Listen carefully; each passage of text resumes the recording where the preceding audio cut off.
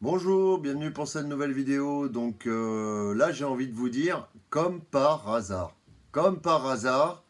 hein, ils ferment les bars et les restaurants à Marseille aujourd'hui.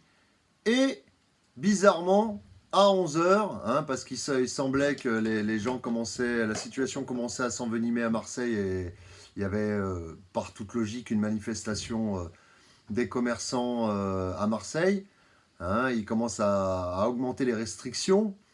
Et ce qui fait monter la colère chez les gens. Et comme par hasard, oh, bizarre, comme c'est bizarre, un attentat. Un attentat pour créer de la peur, hein, pour remettre les pendules à l'ordre, leur de dire, écoutez, hein, on a des priorités, écoutez, on a des choses à gérer, on va renforcer la sécurité, c'est pas le moment de manifester, donc oubliez un petit peu ça, les lois vont passer tranquilles. Hein, et comme par hasard, un attentat. Voilà, pour moi, ce n'est que mon avis, hein.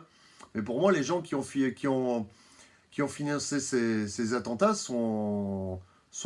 est le gouvernement, quoi. C'est le gouvernement qui a financé cet attentat, justement, à créer plus de peur, pour plus de sécurité, pour plus de diminution de liberté, par plus de contrôle, et en même temps étouffer dans l'œuf peut-être la colère qui commençait à monter suite comment dire, aux fermetures des bars et des restaurants, et voir dans d'autres villes justement les fermetures à 22 heures qui commençaient justement à provoquer une certaine colère.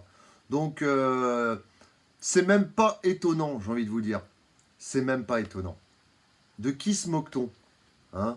Quand on sait que les attentats qui ont été perpétrés auparavant sont financés, hein, tout ça c'est de la magouille. Hein, et puis en plus, il y a des gens qui décèdent dans l'histoire. Hein, des gens qui n'ont rien voulu, qui n'ont rien demandé, qui sont victimes parce qu'il faut créer, voilà, un climat de peur pour, de façon à contrôler les gens, à les empêcher de se rebeller, à les empêcher de manifester, voilà, et on va leur dire, on va vous apporter plus de sécurité. Vous voyez, il y a eu un attentat, donc on va vous apporter plus de sécurité. Et vous inquiétez pas, vous inquiétez pas. Et puis en même temps, ah bah la liberté, forcément, elle va être un peu restreinte. Hein. Voilà, surtout à Paris, hein, qui est une zone quand même rouge au niveau du coronavirus.